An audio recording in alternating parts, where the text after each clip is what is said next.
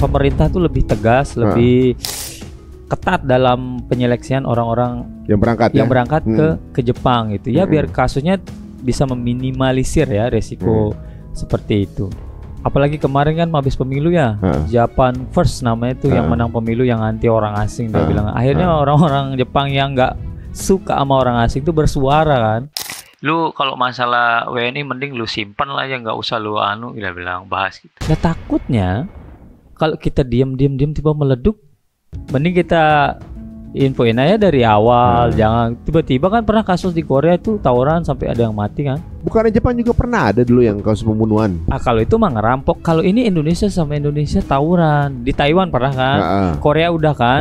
Nah Jepang belum. Saya dengar bahwa udah mulai ada pergeseran budaya Jepang gitu, karena cukup pesatnya perkembangan Muslim di sana gitu. Banyak mu'alaf.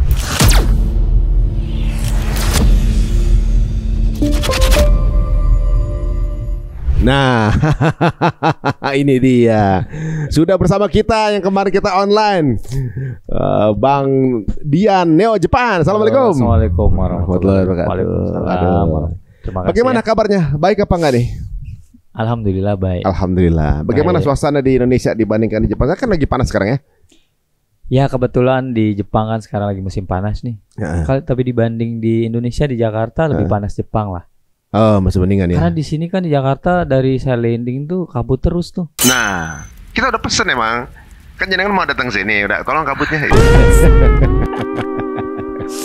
Kan kemarin habis mendampingi. Mendampingi siapa itu?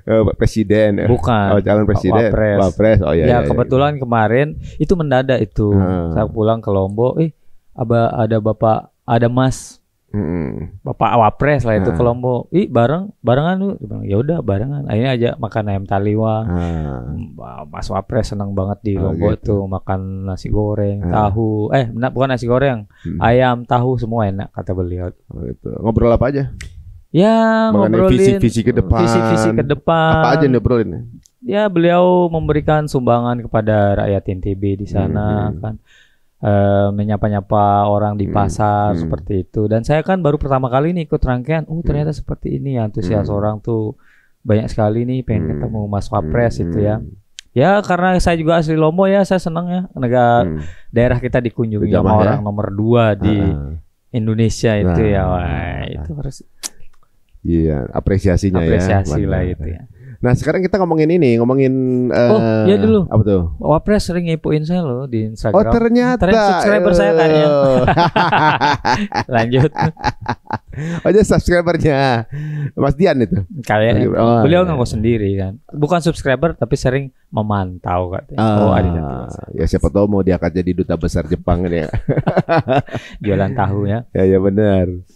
Nah kemarin waktu podcast sebelumnya kan membahas mengenai apa yang terjadi di Jepang, mengenai hal yang kurang ideal yang terjadi di sana gitu. Tapi kan ada sinyalemen seolah-olah akan diboikotnya tenaga kerja di Jepang. Tapi itu enggak ya? Enggak ya? Itu enggak ada itu info. Saya pun kaget kok ada berita Indonesia akan diblokir 2026. Siapa itu yang ngeluarin statement? KBRI sampai ngeluarin kan, ini hoax dan bilang gitu.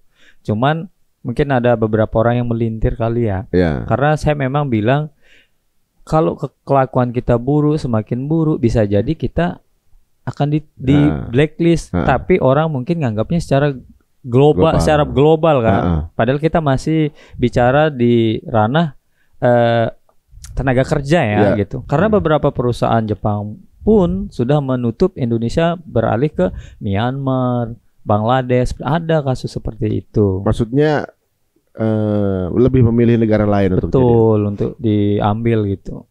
Itu dikarenakan memang mannernya begitu atau nggak cocok aja? Yang datang ke situ mungkin nggak semuanya manner begitu kan? Iya, gitu. nggak semuanya nggak semua gitu sih. Tapi ada beberapa yang keluhan tuh kadang bahasanya kurang, mungkin pembelajaran budayanya sebelum datang ke Jepang itu kurang kan?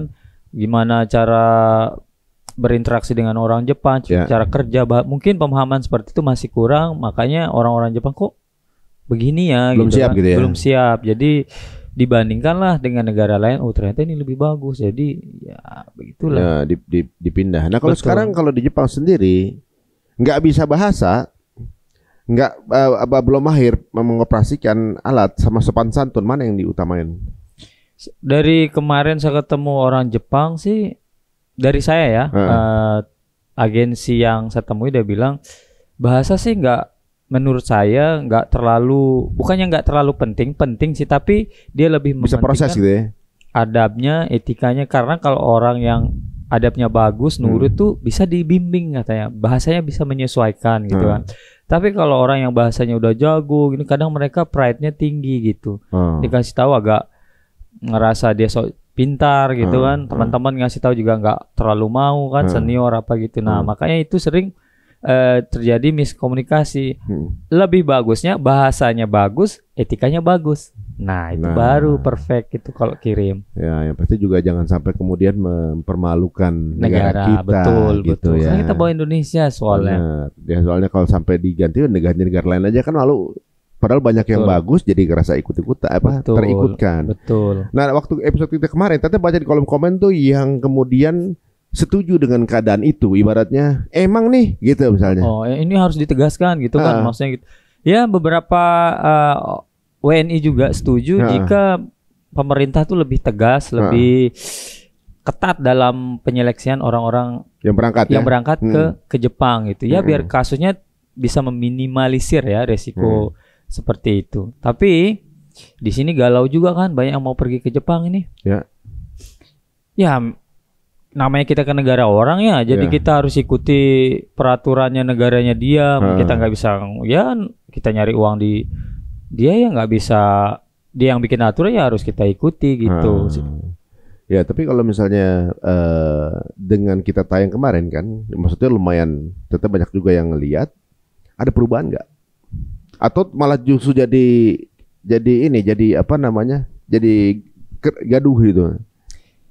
Ya bukan gaduh sih, lebih ke kaget aja, lebih agak khawatir gitu terutama yang belum berangkat ini. Ini apalagi kemarin kan habis pemilu ya, Japan First namanya itu, yang menang pemilu yang anti orang asing, dia bilang. Akhirnya orang-orang Jepang yang nggak suka sama orang asing itu bersuara kan melalui pemilu ini. Jadi dia keluarin undang-undang, saya nggak suka mau ini, dia ngomongin seperti itulah.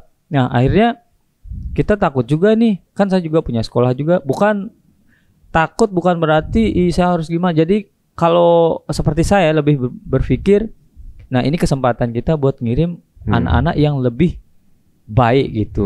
Jadi bukan berarti kita takut terus kita nyerah gitu kan. Nah itulah kita pakai untuk, wah ini berarti challenge, tantangan buat kita untuk membentuk karakter anak-anak yang akan nanti ke Jepang gitu. Bagus juga sih diperketat, tapi tanpa ditutup, cuman diperketat doang. Saya sih setuju sih seperti itu. Kalau nggak salah ada info Jepang membentuk badan lintas lembaga ini katanya untuk mengelola isu keimigrasian.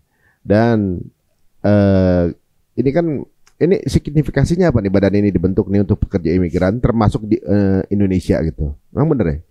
Yang kemarin Perdana Menteri itu ya, sebenarnya itu untuk semua, bukan untuk Indonesia doang. Itu untuk semua negara. Bukan hanya untuk agensi pemberangkatan ke Jepang, bukan. Jadi mungkin untuk wisatawan, untuk yang beli properti, untuk yang sewa rumah, itu lebih diperketat lagi oleh pemerintah sana. Tapi beberapa orang rakyat Jepang berkomen, kenapa lu nggak bikin ini dulu? Kenapa pas deket-deket pemilu lu baru bikin gini? Jadi orang berspekulasi ini hanya untuk mengangkat namanya dia pas pemilu begitu, supaya dipertahankan lah gitu kan. Tapi memang ya memang ini sudah direncanakan akan dibentuk. Ya salah satunya itu memperketat untuk lebih mengawasi orang asing yang ada di Jepang. Contoh, boleh sebut negara nggak? Boleh. Cina misalnya. Cina itu sekarang udah beli properti banyak banget di Jepang. Untuk? Ya untuk dia usahanya dia. Emang boleh? Yang saya juga nggak tahu kenapa dia bisa beli hotel, dia beli lahan untuk dikeruk, untuk dibawa ke negaranya gitu tuh. Kan kemarin ada salah satu driver bilang dia pun transaksi pakai uang Cina bukan uang Jepang. Jadi pakai Alipay gitu ya? Kayaknya dia travel nih ke Jepang, nginepnya di hotel Cina, makannya di restoran Cina, transaksinya uang Cina gitu. Saya pun baru tahu itu kok bisa ya. Iya, orang negara Cina itu juga di Bali transaksinya pakai Alipay. pakai WeChat, Alipay. Jadi transaksinya itu ya langsung ke Cina aja gitu uangnya. Iya, makanya. Nggak ngerapat dulu di Indonesia gitu. Ini mungkin trik ekonomi yang mereka pasang juga. Hebat gitu ya. Maksudnya bisa juga punya ide seperti itu gitu kan. Nah, kalau kemarin banyak sebenarnya hal yang saya mau tanyain lagi, coba tanyain ulang ya waktu dari yang kemarin. Ungkapan Mas Dian itu banyak dikaitkan dengan salah satu kelompok misalnya. Padahal nggak nyebut apa-apa waktu itu. Nggak nyebut apa-apa waktu itu. Kok kenapa dikaitkan ke situ gitu? Ya, bahkan mereka pada di komen itu nyebut nama gitu. Ya, padahal langsung disimpulkan begitu. Kenapa tuh? Saya juga nggak tahu. Padahal pembahasannya bukan itu. Kenapa yang saya sudah konsultasi, ngobrol apa namanya itu, musyawarah lah, sodang lah istilahnya sama pimpinannya dia yang di Tokyo. Saya juga bingung kenapa dikaitkan seperti itu. Padahal saya tidak pernah menyebut nama mereka kan, saya bilang itu. Terus gimana cara mengatasinya? Ya namanya netizen ya, ribuan komen nggak bisa kita seleksi, kita hapusin satu-satu gini. Oh nggak usah bahas gini. Dia bilang, saya harus bilang gitu kan. Ya itu nggak bisa kita atur ya. Cuman mungkin orang ya apa ya? Ada 3 orang, persatu yang pertama yang benar-benar nggak suka organisasi ini ada. Yang kedua yang suka sama organisasi ini. Yang nomor 3 orang yang nggak suka dua-duanya ini tapi memanfaatkan untuk jadi cari viewer, kayak ngadu domba gitu. Jadi dia bikin account baru, tapi dia provokasi kita gitu supaya ribut kan, lagi panas waktu itu. Tapi kepancing nggak? Saya mah enggak lah, saya kepancing. Di sananya kepancing. Maksudnya emosi juga nggak maksudnya? Ya namanya organisasinya disebut ya emosi juga ya. Tapi ya namanya netizen lagi ya, gimana cara ngaturnya gitu. Dajak digital kan nggak ada ngomong kan? Nggak ada ngomong saya gitu. Jadi saya lurusin aja di sana, nggak ada saya bahas-bahas itu. Malah saya itu kalau bisa itu kalau ada kegiatan positif, ayo bareng-bareng kita jalani gitu. Nanti kita fasilitasi gitu semua itu. Nah, udah ketemu berarti ya? Udah ketemu. Bahkan saya minta maaf loh, biar nggak ribut. Ya udah deh, saya minta maaf, saya bilang gitu. Minta maaf untuk? Karena bikin gaduh. Karena berita ini jadi gaduh, jadi biar tenang ya udah. Saya minta maaf aja deh. Padahal sebenarnya nggak menyebut itu, nggak ada gitu ya. Kesalahan juga, tetap minta maaf juga. Ya begitulah kan kita diajarin sama Rasulullah. Iya. Gimana responnya setelah minta maaf? Mungkin netizen yang bisa menilai ya. Ya saya ya udah begitu aja saya bilang. Begitu aja. Ada yang unik juga nih ketika setelah podcast itu ternyata baru tahu bahwa saya pikir jadi diaspora gitu di tempat lain, di negara yang berbeda itu saling mengenal, kemudian saling support gitu ya. Tapi malah kelihatannya agak-agak sebaliknya gitu tuh. Seperti ada persaingan gitu kan. Apalagi yang waktu saya lihat ada konten yang pakai voice note. Yang voice note. Nah, kalau itu memang itu keberatan saya karena dia memang menyebut personal ya, langsung nuduh, menyebut wah ini dan sebenarnya beliau ini mungkin sekitar udah 6 tahun sering nyerang saya mungkin ya. Udah sering nyerang? Serang saya di komen tapi saya cuekin karena masih sebatas cuit-cuit. Nah, finalnya kemarin terlalu dia ngomongnya langsung nyebut. Akhirnya keberatan nih, akhirnya saya kirimkan pesan. Ini maksudnya apa? Saya bilang kan. Ternyata salah satu dari dia itu nggak tahu kalau videonya diupload. Nggak tahu dia. Dan dia nelpon saya, minta ngobrol, minta maaf. Saya mah kalau orangnya, saya minta maaf dan mengaku, udah nol, udah nggak ada benci, nggak ada malah sudah kayak teman sekarang sering ngobrol kalau malam. Jadi saya nggak tahu kalau bla bla ya omongan kita lah ya kalau kita sering nyeletuk ngomongin temen kan tanpa di belakang kamera kan kita kadang ngomongin yang aneh-aneh ya. Tapi salahnya itu di-upload. Akhirnya yang keberatan tuh banyak banget. Mungkin subscriber, mungkin teman-teman Jepang juga yang keberatan. Akhirnya lu aduin aja deh ke polisi. Akhirnya ya udah saya bikinkan laporan ke pengacara untuk kenapa ini bikin ini. Ternyata dia nggak ada respon. Yang satu udah ngerespon, yang satu enggak gitu kan. Kayaknya nih orang pengen ngetes hukum Jepang nih, saya bilang itu. Akhirnya ya diurusin, mungkin nantilah pulang dari Jepang ada sesuatu. Malah jadi PR ya, jadi kerjaan. Iya, jadi sebenarnya Kan sebenarnya viewernya nggak besar kok diupload, saya cuek. Cuman yang bahaya itu orang yang ngambil di reupload sama orang lain. Nah di sana tuh viewernya jadi besar kan. Saya lihat komennya udah ngeri-ngeri komennya kan. Ini udah bahaya nih kalau nggak disuruh klarifikasi orang ini. Gitu. Bisa kebenar nanti ya. Iya. Bisa kebenar, dan kalau kita personal brandingnya sedang dicolek, ya akan di-brandingin orang kan gitu kan. Betul. Jadi sekarang ini proses hukumnya masih berjalan. Masih berjalan pasti. Bagaimana sih misalnya nyawa pengacara sama pacar mesti nyawanya? Kalau memang kalau pengacara itu pasti besar ya biaya, apalagi di Jepang. Sepadan nggak dengan apa yang nanti? Saya sih nggak terlalu memikirkan, kan biasa kalau orang begitu dapat penalti ganti rugi itu. Saya sih nggak terlalu memikirkan berapa saya dapat, apakah untuk demi uang, enggak. Yang penting buat pelajaran deh, buat efek jerah supaya yang lain juga berhati-hati dalam bersosial media, dalam ngomong-ngomong aneh, mau yang aneh-aneh itu. Cuman gitu doang sih. Tapi sebenarnya personal belum pernah ketemu. Udah pernah ketemu dan pernah saja bikin video loh. Saya ketemunya kebetulan dua-duanya. Satu orang saya ketemu, saya ajak bikin video kan sebentar, habis itu bye. Anehnya kok dia masih ngomongin itu yang saya nggak habis. Orang ini ya, saya bilang gitu. Kok bisa gitu ya sifatnya, saya bilang gitu. Ya kadang-kadang kita nggak pernah tahu ya, kita tuh bisa aja kita tuh musuh di mata orang lain gitu ya, dengan sesuatu yang kita lakuin kayak gitu bisa aja kan, dan orang bisa menilai kita hanya dengan satu layar kecil gitu, seolah dia bisa menilai kita. Iya, makanya kok ada ya begini. Apa mungkin ada kesalahan masa lalu yang Mas Jan nggak sadar?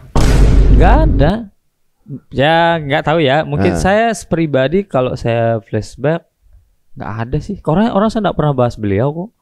Saya nggak pernah nyebut dia, saya nggak ngurus. Bukan dia doang, saya nggak pernah ngurusin YouTuber lain, influencer lain. Saya fokus sama. Beliau juga ada channel mas? Iya, saya ngurus keluarga, fokus usaha saya. Jadi saya di jalan saya doang gitu. Tapi gitulah nama orang. Apa katanya itu? Ada yang bilang mental crab, apa namanya itu? Crab mentality apa? Apa namanya itu? Iya, crab mentality ya. Kayaknya seperti saya nggak kurang paham istilah seperti. Tapi sekarang berarti hubungan masih belum selesai? Masih. Sama yang satu? Masih, karena nggak ada respon kan, berarti masih. Ya inilah dia uniknya kalau kita sama-sama jadi diaspora ya, sama-sama ngerantau. Ada yang kadang-kadang jadi akrab banget, atau malah saingan sekalian gitu. Iya, jadi nah ini saya mau tanya nih.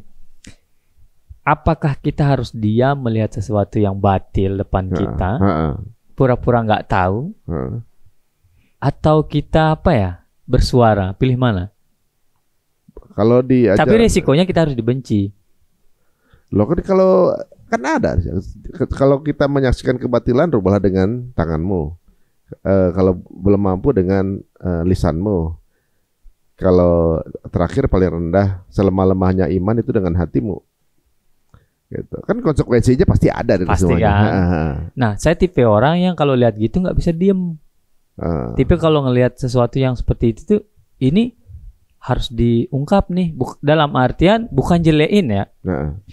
Kita itu tengah-tengah, kegiatan positif Indonesia oke. Yang buruk dalam artian tidak menjelekkan, tapi memang harus kita kasih tahu supaya jadi diinfokan ya, aware buat orang-orang. Iya. Tapi beberapa orang menganggap saya itu seperti jelein, masa sejelein negara saya sendiri. Justru sebenarnya kan itu masukan ya. Iya, seharusnya kan. Bahkan beberapa influencer di Jepang pun tuh menyerang saya semua loh. Orang Indonesianya? Iya, ada sih yang di posisi saya, ada yang di tengah-tengah, sampai ada yang nyerang saya nge-stitch. Saya pikir orang ini ngedukung, ternyata dia juga ini orang. Jadi saya bersyukur kasus ini ada. Jadi saya tahu mana yang di pihak saya, mana yang di pihak yang nggak suka, ada yang pansos gitu kan. Ternyata ini. Mereka gitu. Sama-sama content creator juga? Sama-sama ikut, tapi bukan YouTuber, dia paling di TikTok gitu kan. Bilang, akan ada yang nge-DM, lu kalau masalah WNI mending lu simpan lah ya, nggak usah lu dia bilang bahas gitu. Nah takutnya kalau kita diam tiba meleduk, gimana? Mending kita infoin aja dari awal, jangan tiba-tiba kan pernah kasus di Korea itu tawuran sampai ada yang mati kan.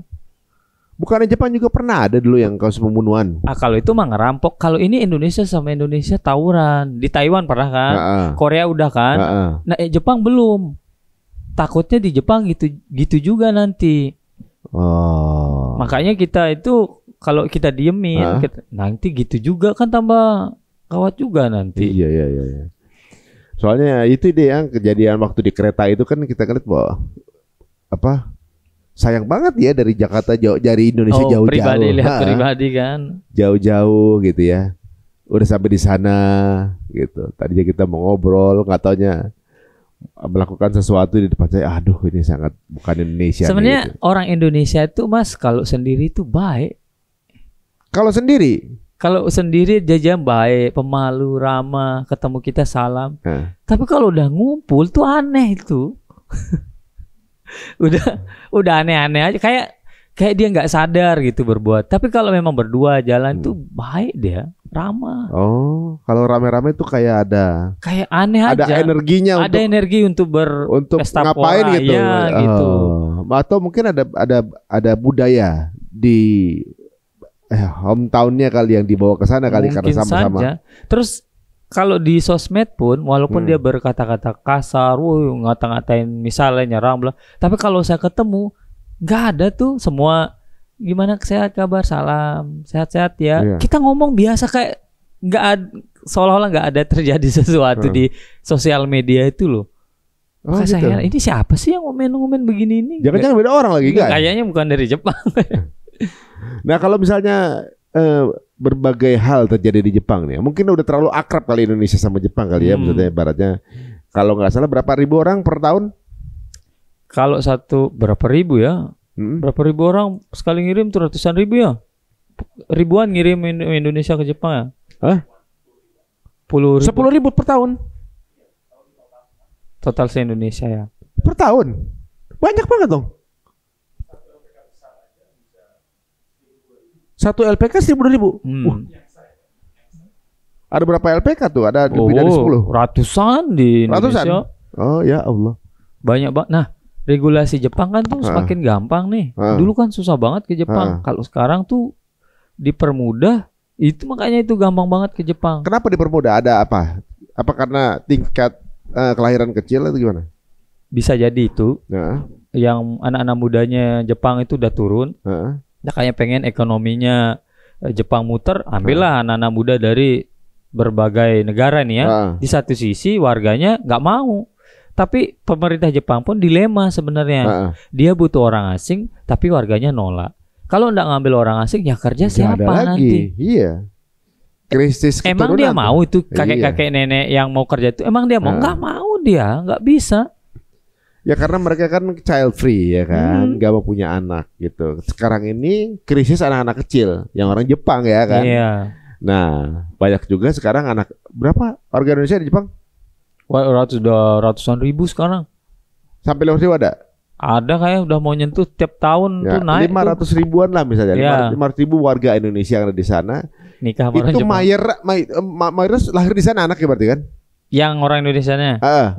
Berarti kan sekitar 200 ribuan misalnya. Atau katakanlah di setengahnya lagi itu 100 ribuan lah anak bayi baru orang Indonesia gitu. Yang Jepang sedikit, orang Indonesia lama-lama tambah banyak di situ. Punah nih Jepang. Dulu Jepang jajah kita.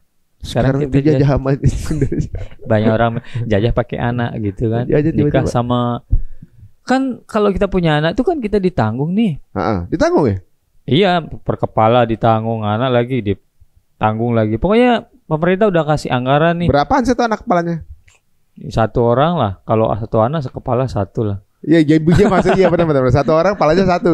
Berapa rupiah itu satu anak? Berapa ya? Kalau Yusuf tuh, kalau masalah itu mama yang lebih detail ya. Yang penting dia ditanggung lah. Berapa? Tapi jutaan nggak? Jutaan ada sih. Jutaan Indonesia? Jutaan Indonesia ada jutaan kalau dari ini. Kalau dibandingin kita ya jutaan lah. Jadi sebenarnya Jepang juga tuh menyarankan supaya bikin anak. Kedua dia bikin aplikasi supaya menjodoh-jodohkan tuh aplikasi jodoh. Di satu ya saya nggak tahu ini benar apa enggak. Emang Jepang sengaja produksi film dewasa supaya memperbanyak anak. Saya nggak tahu ya benar apa enggak ini. Tapi yang tadi untuk aplikasi itu memang benar itu. Oh. Udah dikasih gitu ya, dikasih aplikasi, dijejelin film, masih kagak mau juga. Dijejelin film. Iya, dia kasih aplikasi, udah dijejelin film, nggak laku-laku juga itu gitu. Sampai pemain filmnya pada mualaf tuh kan. Mudahan semua ya. Iya, Jadi bingung dia udah gini dah. Berjuang ya, berkeringat. Pasarnya ternyata pasar online gitu ya. Nggak ada mau pasarnya luar negeri. Malah yang di luar negeri banyak anak ya. Aduh. Filmnya malah banyak di Indonesia. Indonesia nggak kelahiran naik gitu ya. Tutorialnya di sana, di sini yang produksi. Wah, itu dia yang terjadi guys. Nah, sebenarnya kalau orang Indonesia ke Jepang, mayoritas di sektor apa sih yang favorit tuh orang Indonesia? Yang paling orang Indonesia pilih biasanya dia itu nyesuaian sama di paling pertanian, dia bilang. Mungkin mereka pikir gue basicnya orang tani nih, saya orang pertanian di Indonesia, mungkin kalau di Jepang tinggal jalanin dong. Padahal kan sejatinya kan beda tuh bertani di Jepang sama apa di Indonesia. Bedanya? Kalau di sini mungkin kita kalau bertani berangkat pagi pulang siang apa subuh ya, pulang siang sore ya. Kalau sana tuh tergantung musim. Panen jam 1 malam ya. Bang dari Isya tuh. Buah apa ya kayak lobak apa itu. Sampai subuh panen terus. Sebulan full lagi gitu. Mana musim salju lagi. Bisa gitu di luar. Tapi dia ada yang beras gitu. Beras? Ada beras. Gitu, ada ya? Yang padi.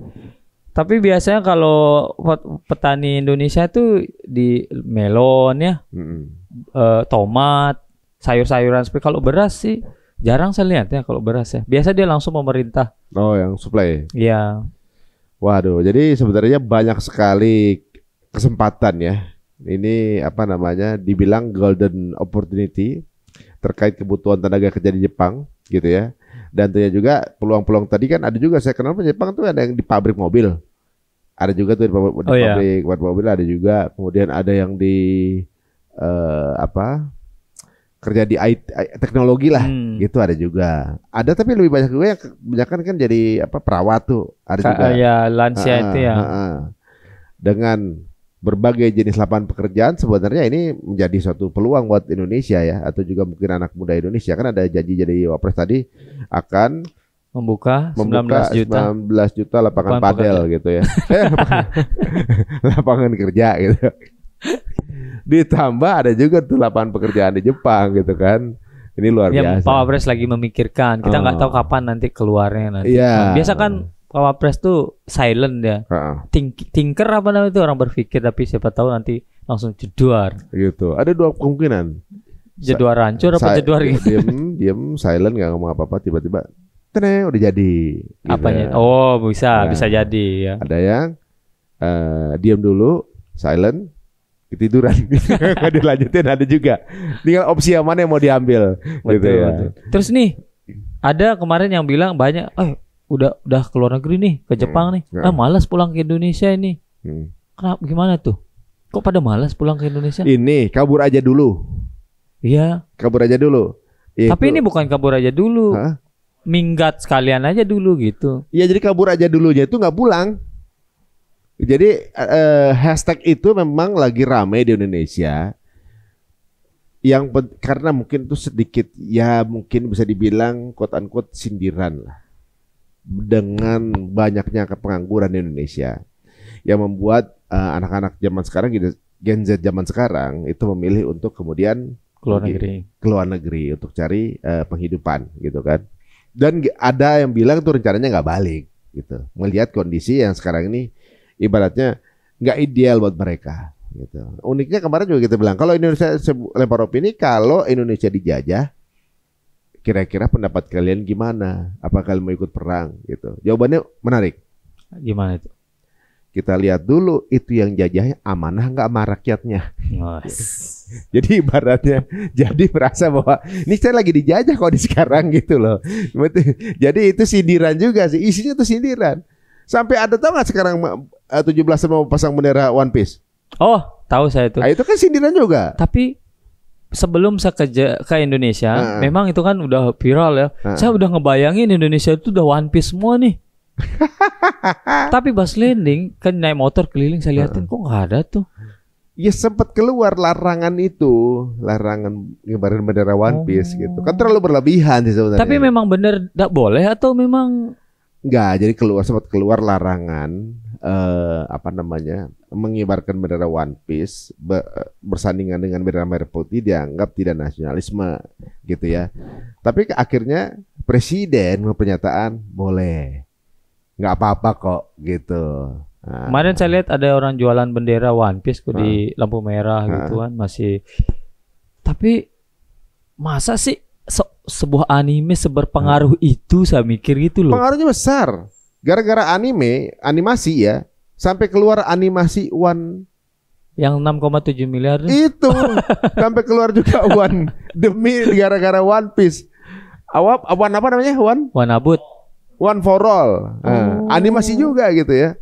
Itu kualitasnya lebih bagus daripada One Piece lagi. Saya kira dia bikinnya pakai apa ya? Paint. Oh enggak, teknologinya lebih dari paint. Arsir. Saya belum nonton, tapi saya lihat hari ini tayang. Mulai tayang di bioskop hari ini. Berapa tiketnya? Apa? Kalau nonton? Tiketnya nonton mungkin tuh disedekain kan. Udah dapat keuntungan dari 6 miliar kok udah gitu. Oh itu negara yang biayai atau? Kita nggak tahu sih aslinya seperti apa. Kan yang baru terbuka bahwa semua karakternya ada creator Pakistan apa gitu kan, yang persis semuanya. Oh di copy paste gitu ya, saya baca juga di copy paste gitu. Ini menarik juga sih ya terjadi di Indonesia, apalagi kalau sampai orang Jepang yang pusatnya anime ya, gitu. Dibuatnya pakai HP itu. Nah kalau sampai lihat itu nangis, mungkin datang ke Indonesia disalamin, Bapak bikin maskotnya Bapak langsung. Sampai orang Jepang tuh nggak ada yang bisa mampu sehancur itu gitu. Gitu ya. Mana rambutnya kayak rambut saya waktu saya jadi pemain surfing lagi.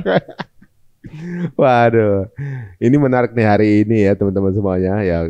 Saksikan di bioskop kesayangan teman-teman semuanya. Lihat kalau ada lihat posternya ada, udah nontonnya film lain.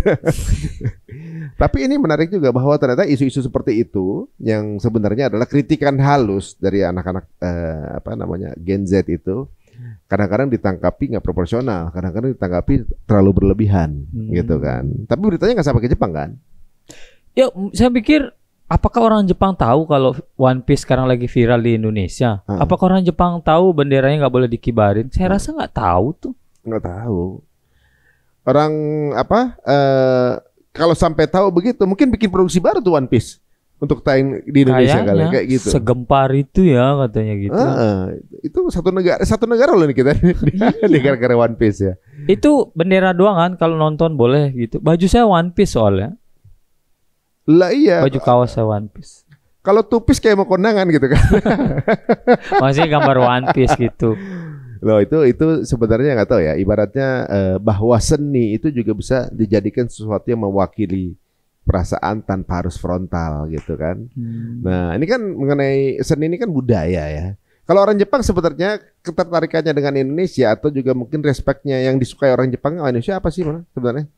Yang disukai sama orang Jepang? Orang Jepang tuh sukanya sama Indonesia itu apa sih gitu? Apa pekerja keras atau? Jadi kalau secara tenaga kerja itu orang Indonesia itu kerjanya bagus.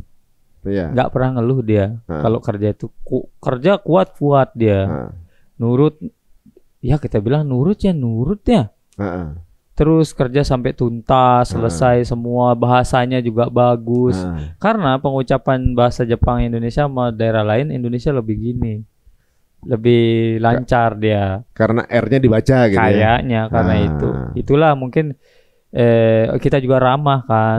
Kita kan sering kalau makan sendiri ada lihat teman kasih tempe, makan bareng. Nah, hal-hal seperti itu yang bikin itu ternyata ngefek ada juga. Itu pengaruh ya? Iya.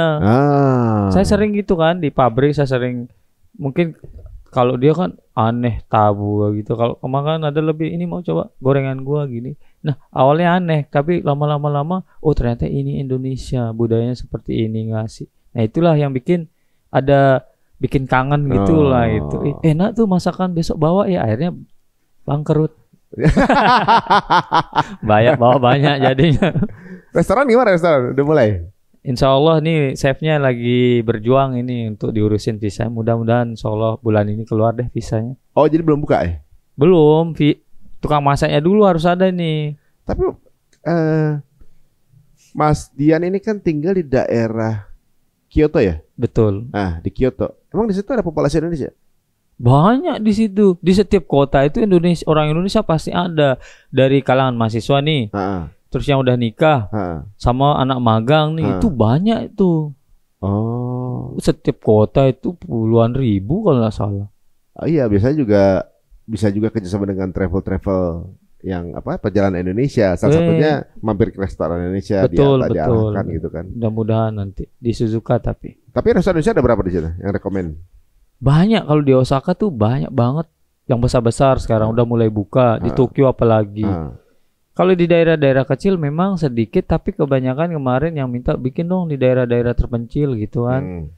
Ya seperti saya ini, Suzuka ini bukan daerah wisatawan poin yang di list ya, enggak. Cuman tujuannya bikin restoran di sana pun memang untuk orang-orang Indonesia yang di sekitar sana gitu. Tapi kalau ada wisatawan yang mampir ya silakan. Kalau ada orang Indonesia ngontak Mas Dian, silakan, saya senang sekali nanti. Misalnya minta di itinerary, minta dianterin gitu bisa juga? Bisa. Kenapa nggak bikin bisnis travel aja sekalian? Ayo bikin.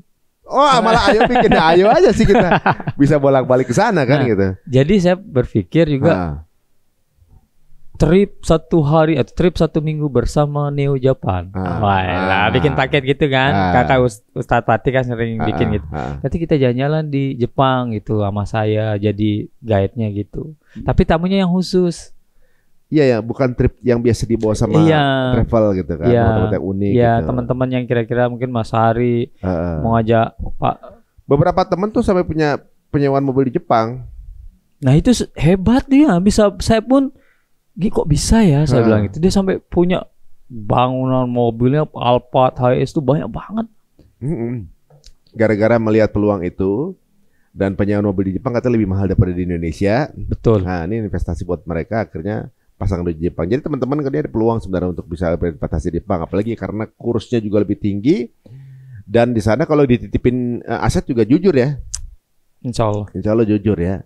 Nah mengenai budaya sendiri ini, saya dengar bahwa udah mulai ada pergeseran budaya Jepang gitu karena cukup pesatnya perkembangan Muslim di sana gitu.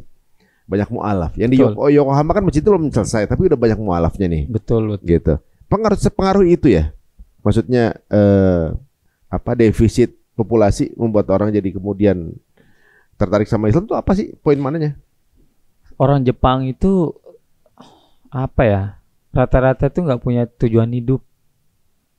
Oh, menganggap bahwa di dunia ini udah finishnya di sini. Iya, jadi mereka tuh kerja, setelah kerja gue ngapain ya, bilang gitu. Bahkan ada yang bilang, istri saya nih ya, cerita nih ya dulu, lu kalau mati kemana? Tahu dia jawab, jadi pohon. Reinkarnasi jadi pohon. Itu beneran? Bener, dia jawab, entah jadi batu kah, jadi kucing kah, jadi pohon kah. Kok sampai segitu dia mikir? Kenapa dia milihnya jadi pohon? Karena ya nggak tahu dia pilihan, mungkin dia dapat slotnya pohon. Jadi dia mikir percaya reinkarnasi gitu. Oh. Jadi dia fokusnya ya udah nikmati dunia semampunya dia, sekuatnya dia, sehappy-nya dia, nanti matinya paling jadi batu lah, jadi kasihan juga ya. Nah, cuman kan dulu Islam masih tabu ya, zaman-zaman kapan tuh masih takut gitu kan. Tapi kalau sekarang kan sudah mulai nih, masjid di semua kota udah dibangun, di Yokohama besar, di Osaka udah besar. Terus orang mualaf sekarang banyak, sering diliput TV kan. Sekarang apalagi ditambah sosial media, banyaknya makanan halal, restoran halal kan. Ya orang Jepang tuh nggak peduli mau masakan halal apa enggak, dia makan semua kan. Tapi dia, apa sih bedanya nih halal sama ndak halal, rasanya sama doang kan gitu kan. Paling kandungan. Nah dari sana pun bisa dakwah kan. Oh ternyata ini Muslim. Aturannya begini loh. Penasaran nih. Kalau lu mau tahu ini nih masjid. Misal Yokohama, Osaka, lu bisa nanya di ustadznya. Akhirnya mereka ke sana. Berawal dari makanan juga bisa. Oh. Dari teman pabrik, misal lu sering sholat di pabrik, ih lu kok gini-gini. Kita kan pribadi ilmu agama kita mungkin cetek nih ya. Ya. Biar nggak salah, ya udah deh, lu datengin aja di masjid sana. Nanti dia datang sendirinya. Atau kita temenin ketemu ustaz. Kalau dia kepo dia datang sendiri ya? Datang sendiri dia. Saya banyak tuh bawa teman-teman ke sana tuh, kalau udah di sana ya udah deh urusin Pak Ustadz deh. Penting saya ajak ini urus, udah dikasih lah. Ustadz Sugimoto kan sering bagi Al-Quran translate Jepang tuh kan. Nah dari sana mungkin ya beberapa yang ngena ya dari Al-Quran tuh kan dibagi-bagi semua. Pertama saya baca, saya pikir Arab, ternyata tulisan Jepang semua Al-Quran tuh. Memang artinya terjemahan kan? Semua. Oh itulah salah satu trik dakwahnya di sana juga kan. Wasilahnya ya. Dilihat dari cara kita bersosial sebenarnya. Bagaimana? Jadi kayak tadi ramahnya kita ke dia. Oh jadi tertariknya gara-gara itu. Dari itu kan orang Jepang nggak boleh tuh ramah ya ramah, tapi nggak seramah kita ya. Kalau ramah sekali ketemu udah ngopi di rumah kita. Kalau di Jepang nggak ada yang gitu-gitu. Oh kita kan akhirnya bilang kalau di negara saya dan di agama saya diajarkan seperti ini nih. Mulai tuh kepo, arahinlah ke masjid lagi gitu modelnya. Jadi justru kalau kita mannernya nggak bagus, yang jelek bukan cuma negaranya, agamanya juga ya. Nggak tertarik mereka juga jadinya. Ini orang mana sih? Yang parahnya lagi udah pakai baju agamis terus lain-lain dikerjain tuh tambah sensitif tuh, bisa-bisa gimana ya? Sekarang Islam tuh memang berkembang ya, lagi naik. Tapi ya kita nggak tahu ya. Kalau ada sesuatu yang dia itu langsung dekat gitu. Misal ya kayak tadi misal kemarin ada sempat diangkat isu sama Japan First, orang yang lagi sholat Id ngumpul di jalan kan tuh ramai banget. Pernah lihat videonya? Belum. Nah itu kan masuk berita ini. Ada yang berkomen ini Kurdi apa? Kurdi. Negara Kurdi apa namanya itu? Kurdi itu satu suku tapi nggak ada negaranya, cuma ada cuma kelompok-kelompok di negara Turki. Ya, jadi orang Syria. Jepang tuh mengkait-kaitkan seperti itu. Oh, ini nanti Jepang jadi negara ini radikal, bla bla bla. Sampai ada yang ngomong kayak gitu. Makanya di setiap kali kita Jumatan, itu polisi wajib nungguin. Oh gitu. Apa sih tujuanmu? Saya tanya. Enggak, biar ngatur jalan aja katanya gitu. Biar enggak kan kita suka kalau habis udah turun masjid tuh suka nongkrong nih di jalan tuh. Di Jepang itu juga. Oh sama, budayanya masih di bawah ya? Iya, jadi makanya polisi di sana tuh buat biar nggak mewah, biar nggak apa ya? Biar mewah tertib lah ya. Tertib, nggak ganggu tangga lain lah gitu. Sensitif banget agama juga di sana. Iya benar juga. Tapi kalau kita lihat ya, orang Jepang berarti menganggap dirinya nih di sini udah mati selesai berarti. Iya, jangan jadi barang lain aja gitu. Cuma masalahnya kalau hidupnya selama di dunianya misalnya orangnya ekonominya susah gitu ya, berarti nggak ada harapan lagi dong.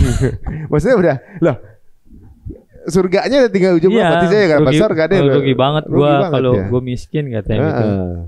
Ya kalau miskin ternyata kan masih ada pengharapan, nanti kita siapa tahu amal solehnya bisa masuk surga kalau di dalam Islam kan.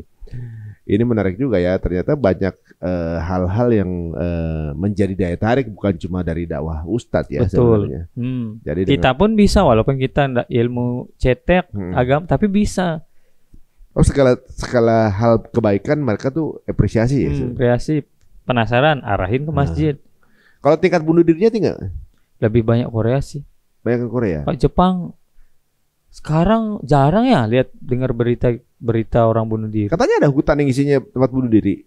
Nah itu mah udah lama ya, sekarang udah nggak ada tuh berita-berita orang bunuh diri, apalagi sampai sana itu. Yang pernah ada YouTuber nggak luarin videonya langsung ter-take down sehari itu juga. Orang YouTuber Indonesia ya? Enggak, YouTuber Les Paul atau siapa apa namanya? Siapa? Bukan. Pokoknya YouTuber aja bikin konten itu. Oh, masuk hutan itu ya? Masuk hutan itu. Baru 1 jam langsung ter-take down. Sama YouTube-nya atau sama hutannya? Atau mungkin mungkin hutannya masuk ke YouTube waktu itu. Sama YouTube-nya lah. Gitu, kemudian akhirnya ter-take down. Nah, kalau sekarang ini, kalau misalnya warga Indonesia ya, misalnya kalau orang Gen Z sekarang, anak muda sekarang masih pengen punya tujuan untuk menyasar Jepang nih, ya di antara negara lain kan. Ada beberapa negara yang menolak lulusan Indonesia. Ada. Oh, masa sih? Ada karena menganggap bahwa ini saya taruh capture-annya ya, menganggap bahwa lulusan Indonesia itu kurang kompeten gitu, terus standarnya sedang menurun. Nah, akhirnya nggak terima lulusan-lulusan Indonesia gitu. Nah, kalau Jepang kan masih nih, ya kan? Negara mana itu? Ada negara di Eropa ada yang begitu. Oke. Ya nggak terima lulusan Indonesia. Yang kuliah? Kuliah. Nah, kalau di Jepang ini kan masih terima gitu dan bisa menjadi tujuan target. Siapa tahu mungkin orang-orang Indonesia banyak yang kepengen mengadu nasib di sana dan kemudian berkeluarga di sana gitu kan ibaratnya. Itu sebelum ke sana nih ya kan pasti tergantung pilihannya ya kan ya. Tergantung pilihannya yang kemudian mau dicapai itu apa. Misalnya dia mau jadi nursing aja. Betul. Atau juga mungkin kerja di pabrik atau segala macam gitu kan. Memungkinkan nggak orang ini tahu apakah dia bisa bertahan hidup di sana atau enggak dengan standar gaji yang ada gitu. Memang misalnya gini, kalau di Indonesia misalnya kerja di pabrik nih, itu kan gajinya berapa sih ya? Di Indonesia? 15 juta. Di Indonesia? Enggak lah. Di Indonesia UMR ya 5 juta. 5 juta. Di sana berapa? Kalau yang anak yang baru masuk paling 14 ya. 14-15 ya bersih. Bersihnya segitu ya? Bersih 15. Iya. Nyewa rumah?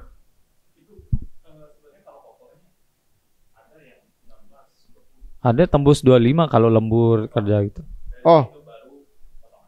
Oh, kotornya 19-an sama sewa-sewa rumah segala macam, bersihnya 15 sudah dipotong.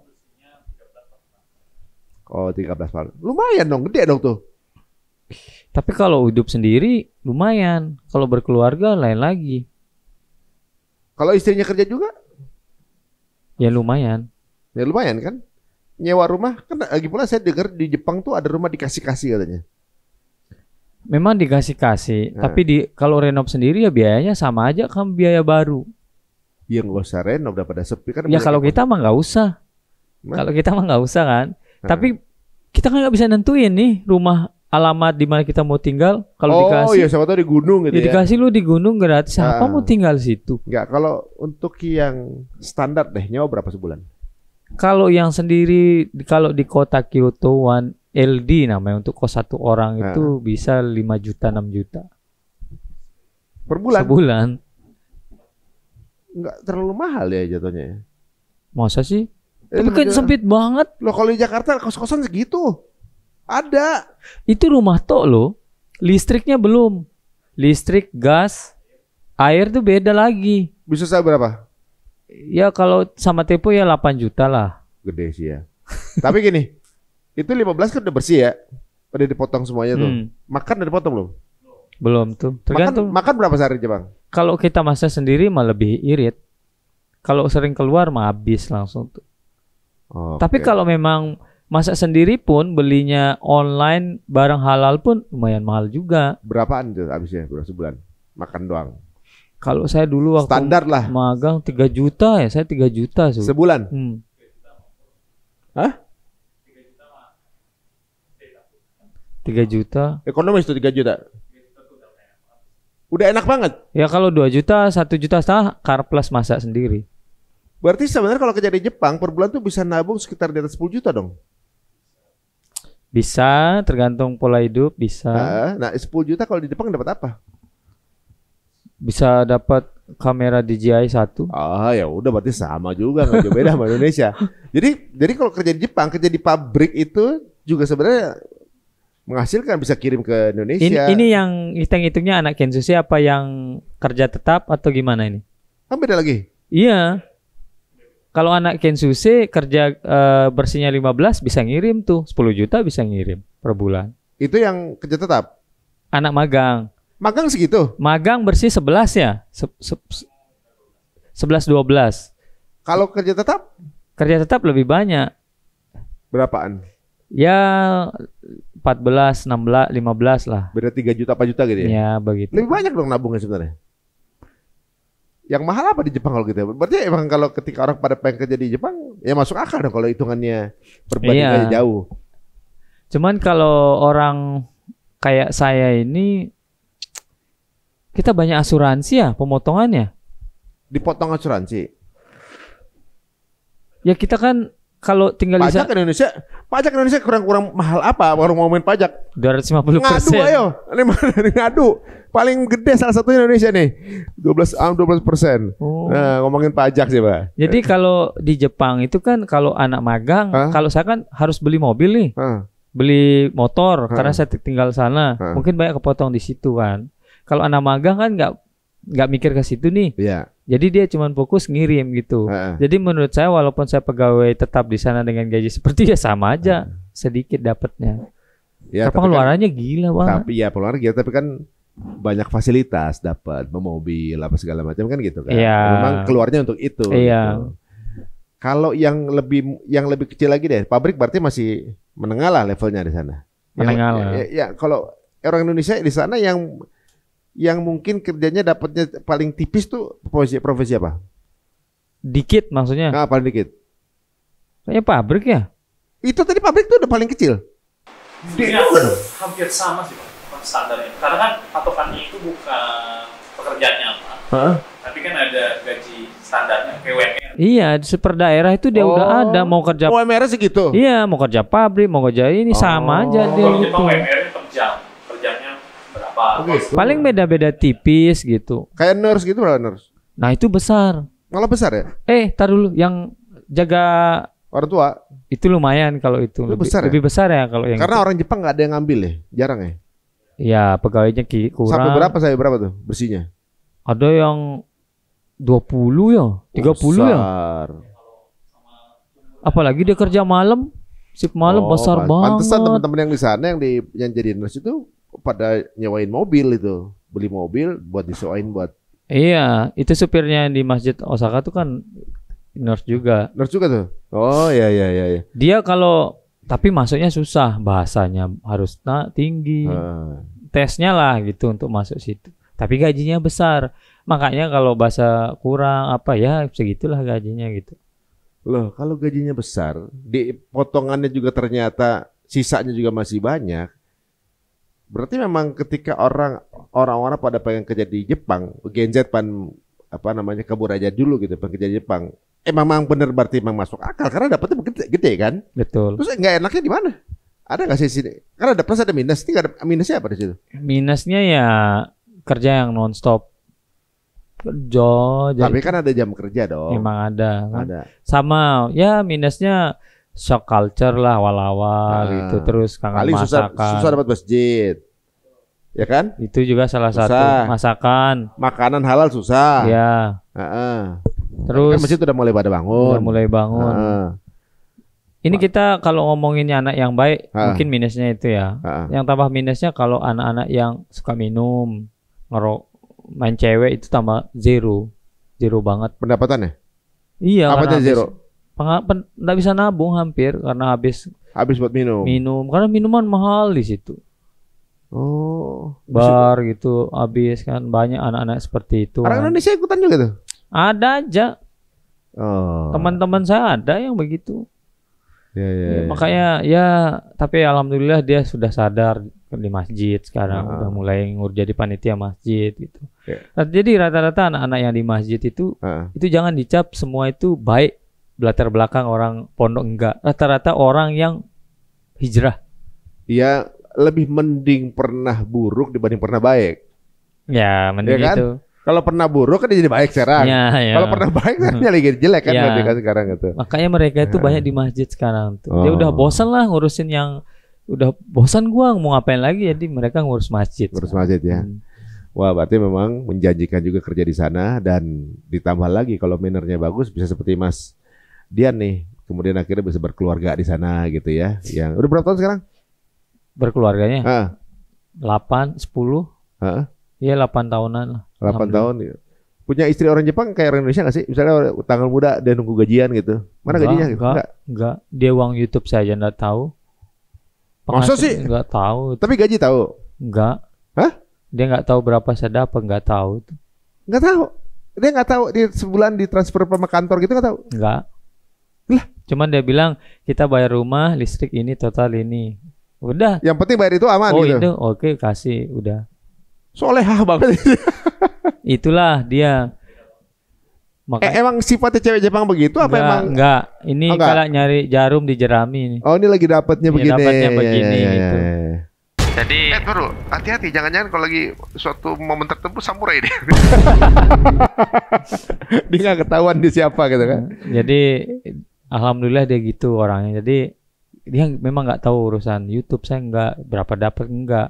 Yang penting bayar dapur, bayar listrik, bayar rumah, udah segini bayar, udah selesai gitu. Buat anak-anak sekian gitu aman. Ya udah, tabungan dia dari dia juga udah. Tapi kita harus peka juga dong, istri mau apa ini. Makanya sering ngasih hadiah inilah gitu-gitu. Dia tahu kok. Kasihin inilah gitu. Kelihatannya doang kayak apa namanya? Kayak nggak pengaruh, tapi tetap dia beli kosmetik pun izin sama saya, padahal gajinya sendiri. Dia kerja juga? Kerja di rumah sakit. Dia punya gaji juga? Punya gaji. Duitnya mau beli kosmetik izin, masih minta izin? Minta izin, saya boleh beli ini. Aduh. Itu uangmu beli aja. Beli aja semua. Kenapa saya bilang gitu? Biar saya bisa enak juga. Beli apa? Enak banget ya di Jepang dapat istri yang nurut kayak gini gitu. Ya, banyak juga di lokal gitu yang apa saya suka menemukan banyak laki-laki yang suka bengong sendirian. Itu salah satunya. jadi ibu-ibu atau siapa aja yang punya suami suka bengong, lagi ngerokok sendirian, ngopi, lagi ngelamun, itu jangan diganggu. Itu namanya me time. Banyak tagihan harus dibayar gitu, banyak bagaimana memecahkan solusi. Nah itu diganggu, gempar ini di kepalanya. Nah ternyata di Jepang punya istri kayak begini, ini agak-agak unik gitu ya. Kan dulu image-nya dulu ya sebelum saya nikah, kalau kita nikah sama orang Jepang, uang kita dipegang nih. Ya. Kan pernah dengar nggak? Ya benar, soalnya uang kita diatur semua. Masa sih saya bilang, dan memang ada kejadian seperti itu. Tapi ada juga. Ada. Seperti sebelum saya nikah saya bilang, apa yang saya dengar saya bilang, dia beda-beda orang. Dia bilang istri saya. Saya pikir sama sih nggak percaya. Mungkin sekarang lu ngomong gini, nanti pada nikah berubah lagi. Ternyata bener, nikah pun. Makanya saya bisa beli apapun semena-mena kan, beli ini. Karena dianya nggak terlalu banyak ini. Iya, tapi harus izin. Tapi kita kan beli dulu baru izin ya. Ya lebih baik minta maaf dan minta izin. Iya, minta maaf, sorry. Nah tapi kalau anak-anak di Jepang, misalnya orang membawa keluarga nih, bawa keluarga di Jepang, gitu ya. Menyekolin anak mahal nggak di situ? Enggak kok, gratis sampai SMA. Gratis sekolah di situ? Iya, sampai SMA ya dulu ya. Sampai SMA gratis. Udah punya anak dibiayai Jepang, lahiran pun dibiayai, lahiran dibiayai 50 juta, sekolahnya juga gratis. Waduh, pajak kepake bener deh ya. Betul, jalan juga. Jadi orang bayar pajaknya juga kayak, wah nggak apa-apa deh, kepake. Ya kadang saya bilang sama teman, mahal banget pajak di Jepang ya. Tapi dia ini cerdas. Ya walaupun tinggi, tapi kan kamu lihat sendiri fasilitas. Oh iya ya. Jadi setiap kita mau kesel, kita lihat aspal mulus, ya jadi. Jadi aspal mulus, masuk rumah sakit ditanggung, anak sekolah ini jalan segala macam. Jadi cocok. Ada di satu negara ada yang apa namanya? Kita terima uang, kena pajak. Keluarin uang, kena pajak. Kita beli barang, kena pajak. Jual barang, kena pajak. Uang nggak dipakai, diambil. Uang nggak dipakai, diambil, gitu. Uang kita udah kena pajak, kita beli barang, barangnya juga kena pajak. Bayangin, kita sewa sesuatu, ada pajaknya juga, tapi nggak kelihatan hasil pajaknya. Nah itu ada. Tapi negara-negara dari Afrika gitu, dia agak jauh. Saya sempat khawatir kemarin waktu saya ke mana itu, negara mana itu. Saya nonton berita itu kan, aduh saya di Jepang tapi uang saya di negara ini kan nggak pernah aktif transaksi, nanti diblokir. Saya bilang kan, saya langsung pulang, langsung ke bank kemarin, cekin ini diblokir apa enggak, ternyata enggak. Alhamdulillah. Jadi berapa bulan nggak usah, berapa bulan? 3 bulan nih, 3 bulan nggak aktif, rekening diambil negara. 3 bulan istri nggak dijenguk, diambil negara loh. Hati-hati. Waduh. Jadi sebenarnya guys, kita bisa lihat bagaimana cross culture, bagaimana hidup di Jepang dan di Indonesia gitu. Yang kemarin sempat kita agak apa namanya, nggak boleh masuk lagi ke Jepang. Tetap bye-bye aja ya sekarang, nggak ada masalah apa-apa. Asal kita juga bisa membawa diri kita, dan bekerja di Jepang juga merupakan salah satu harapan yang baik juga gitu. Betul. Di sana populasinya kurang kan? Betul. Butuh tenaga kerja yang memiliki expertise hebat, yang kemudian bisa berkontribusi juga. Nah, teman-teman semuanya mau kerja di mana-mana ya pasti harus punya skill. Yang diutamakan tentunya juga jangan lupa bahwa bahasanya juga harus bagus. Ternyata dari ngitungin gaji juga nih tadi, itu ternyata dikurang-kurangnya juga masih bisa ngirim masih ke rumah. Bisa lah. Masih bisa buat hidup. Bisa. Gitu. Dengan banyaknya potongan-potongan tadi, orang tua masih terjamin, masih bisa buat nabung, anak bisa ditumbuhkan. Cuma mungkin akses-akses yang susah, masjid, makan halal, sekolah-sekolah agama susah ya. Kalau tinggalnya daerah desa mungkin lumayan. Pesantren nggak ada ya? Ada di Baraki satu, di Toki baru dibangun itu. Oh gitu. Pesantren ada. Pesantren. Katanya sekolah-sekolah anak-anak kecil makin sedikit ya muridnya ya. Yang orang Jepang. Ya. Dihancurin sekolahnya. Gara-gara? Nggak ada siswa. Kemarin di Kyoto saya ke sekolah itu kosong. Di Jepang itu sudah 500 tahun kapan tuh 500 bangunan dihancurin. Gara-gara nggak ada penghuni? Nggak ada murid. Bahkan ada dulu di Kagoshima itu muridnya kambing ya. Hah? Ada berita coba ada berita. Nah, kita ya, kambing jadi murid. Jadi murid karena udah nggak ada lagi. Betul. Sampai kemarin ada berita satu sekolah ini trayek kereta ke satu sekolah itu tetap dijalanin karena ada satu murid ya, yang masih pergi ke sekolah. Setelah lulus dia hancurin stasiun kan? Udah lama itu. Udah lama. Terus ada sekolah yang nggak jadi tutup gara-gara ada murid barunya 2 orang. Oh. Satunya orang Indonesia. Sekolah itu murid barunya cuma 2 orang karena kurangnya penambahan populasi. Ngeri juga ya depannya. Ya. Nah, di sana banyak rumah-rumah kosong katanya. Yang ditinggal penghuninya kenapa ya? Karena ada juga tuh saya lihat berita orang Indonesia ditawarin rumah di YouTube apa ya? Saya ditawarin rumah di Jepang nih daerah ini, kemudian saya nggak ngambil gitu. Pertama ngurus izin lagi. Enggak, itu kenapa ditinggal? Oh, kenapa ditinggalin? Rata-rata itu penerus anaknya itu nggak mau tinggal di situ, dia lebih milih ke kota. Kenapa nggak dijual ya rumahnya? Ya, kalau ada yang mau jual, dia dijual juga, dimasukin di iklan juga gitu. Tapi nggak laku. Ya, ada yang laku, ada yang enggak. Susah loh kalau nyari yang di desa-desa rumah ditinggal-tinggal gitu. Apalagi ya kalau orang tuanya kan nggak ada penerus nih, orang tua meninggal, semua kan rumah gede nih. Mau tinggal sendiri kan malas tuh. Kayaknya dia beli rumah yang lebih kecil di kota gitu, akses bagus gitu. Oh, pantas orang Jepang tuh suka mobil kecil-kecil ya. Iya. Mobil kecil-kecil, rumah kecil-kecil karena warisannya buat siapa? Buat siapa gitu. Iya, ya. gitu. Dan kalau misalnya kebanyakan nggak mau punya anak karena anak udah nggak punya tanggung jawab sama orang tua kalau udah tua. Kenapa? Maksudnya nggak mau punya anak gitu, karena anak ini juga nanti juga pas udah gede nggak tanggung jawab sama dia gitu, jadi nggak punya, mendingan nggak usah punya anak gitu. Dia mikir mungkin kan kalau dia udah nenek-nenek ada negara yang panti jompo itu, mungkin dia nanggung, terus dia gimana ya, orang Jepang tuh pengen menyenangkan dirinya sendiri itu loh, nggak mau gitu. Nggak mau ribet ngurus anak, nggak mau begitu tuh. Saya juga heran juga itu ya. Itu bagian dari agamanya begitu kan ajarannya kali ya? Enggak, katanya dulu tahun-tahun kapan tuh masih kayak dia budayanya hampir sama kayak Indonesia, anaknya banyak gitu. Tapi entah kenapa udah sampai sekarang ini ibu-ibu tuh lebih memilih dia itu seperti kayak keluarga berencana itu loh. Dia harus nentuin anaknya berapa, jumlahnya berapa, bahkan ada yang enggak mau, ada loh yang udah komitmen enggak mau punya anak gitu. Ada pasangan Indonesia Jepang tuh komitmen enggak mau punya anak gitu kan. Karena dia ngerasa masa-masa berdua itu spesial banget sampai mati mungkin ya. Kayak orang pacaran berdua aja gitu. Orang kenapa enggak mau punya? Saya juga itu masih. Iya, kemarin unik juga dengar cerita Ustadz Sugimoto memualafkan orang tuanya tuh cara begitu. Yang ketika dia masuk Islam, orang tuanya kemudian kan nggak sepakat ya, dianggap agama teroris gitu kan. Tapi beliau tetap datengin orang tuanya, ditanyain kan, kok kamu ngapain di sini? Kamu ngurusin saya ngapain gitu? Kenapa kamu capek-capek ngurusin saya? Bilang gitu kan, kata beliau, saya kesini karena saya disuruh sama agama saya untuk ngurusin orang tua saya sampai. Ya. Agama kamu ngajar gitu? Iya, coba ajarin saya. Gitu. Akhirnya boleh masuk Islam. Cuma gara-gara diurusin sama anaknya. Ya memang ya gitu. Makanya kalau kita ngelihat panti jompo di Indonesia agak aneh juga saya ngelihat orang tua dititipin gitu kan. Kok ada ya di Indonesia? Kalau di Jepang mungkin biasa ya. Orang di Indonesia ada begitu. Kok tega ya anaknya nitipin ke anu gitu kan.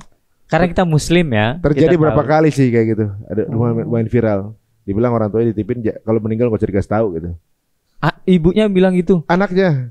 Ini orang tua saya nih tolong gitu. Karena kalau meninggal gak usah di kotak saya gitu. Nah, ini yang terjadi sekarang ini. Ini anak-anak. Dia muslim. Muslim juga ya. Udah mungkin ya begitulah. Pergeseran nilai justru kebalikan. Di Jepang sekarang lagi mulai mengabdi dengan orang tua. Di sini malah mulai ada nilai-nilai yang mungkin individual, kita nggak tahu. Ya mudah-mudahan itu bagian dari nggak semuanya kali ya. Beberapa ini aja kasus. Nah Mas Dian, alhamdulillah sekarang ternyata semua baik-baik aja dan orang sekarang bisa ke Jepang dengan mudah. Mas Dian rencana mau bikin apa gitu di antara Indonesia sama Jepang? Ini kan sebenarnya buat potensi jadi jembatan antara Indonesia Jepang nih. Secara komunikasi Indonesia, Jepang semuanya, Indonesia tahu, Jepangnya tahu. Kenapa nggak dijadikan satu usaha yang kemudian bisa kan udah. Apa tuh? Kami udah bikin sekolah Neo Japan Solution, saya dan ini partner saya untuk jadi menjembataninya sama seperti yang lain juga. Anak-anak muda Gen Z yang susah kerja di sini. Kita ajarkan untuk kerja di Jepang. Seperti itu. Di mana sekolahnya tuh? Sekolahnya di Lombok. Nah, nanti mau bikin dekat sini nih. Kalau orang Indonesia yang kepengen ke Jepang bisa sekolah di Lombok itu? Boleh. Mas sekarang masih privilege-nya orang Lombok nih sekarang berarti. Karena saya orang Lombok, jadi saya ingin mengangkat Lombok dulu. Tapi memang banyak yang bilang kan followermu nasional nih. Kenapa enggak bikin di Jakarta aja katanya. Nah, sekarang lagi berpikir semoga nanti insya Allah bikin di Jakarta. Ini dekat gedung nih.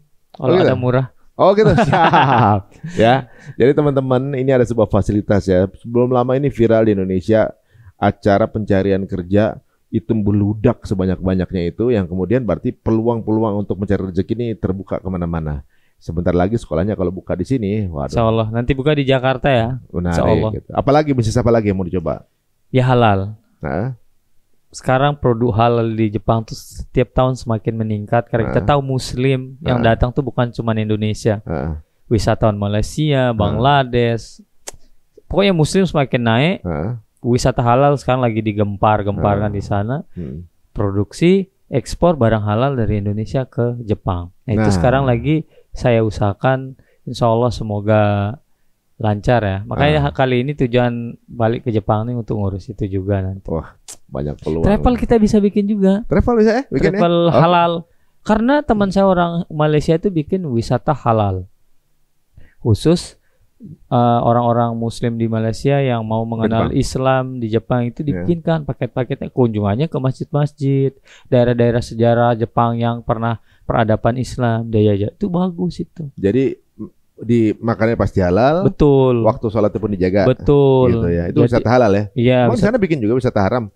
Ada. Datang lepas aja langsung keliaran sendiri, nggak usah diatur. Nanti jemput gua ya, bilang gitu. Ini buka peluang buat teman-teman semua yang punya ide, ada bisnis usaha apa yang bisa dijembatani ke Jepang, silakan DM ke Neo Japan. Ayo. Insya Allah. Mungkin teman-teman Mas Ari semua. Ini membuka peluang bukan hanya jadi bekerja, tapi juga bisa jadi rekan bisnis ya. Siapa tahu kedatangan beliau ke sini adalah, ini kalian lagi nonton nih, ya siapa tahu memang takdirnya adalah siapa tahu, oh aku punya begini yang bisa dijual di sana nih. Betul. Silahkan. Tapi harus melalui cerita untung gitu ya. Kolaborasi nih. Siap, gitu. Makasih Mas Dian ya waktunya ya. Terima kasih sudah diundang. Sudah diklarifikasi semuanya baik-baik aja dan semoga terus akan baik-baik aja dan semoga bisnisnya untuk buka di Jepang dan Indonesia lancar ya. Semoga amin, sukses. Amin ya rabbal alamin. Sampai ketemu lagi teman-teman semuanya di episode berikutnya. Jika dirasa menarik, monggo silahkan share link ini sebanyak-banyaknya ke circle kalian semuanya. Assalamualaikum warahmatullahi wabarakatuh.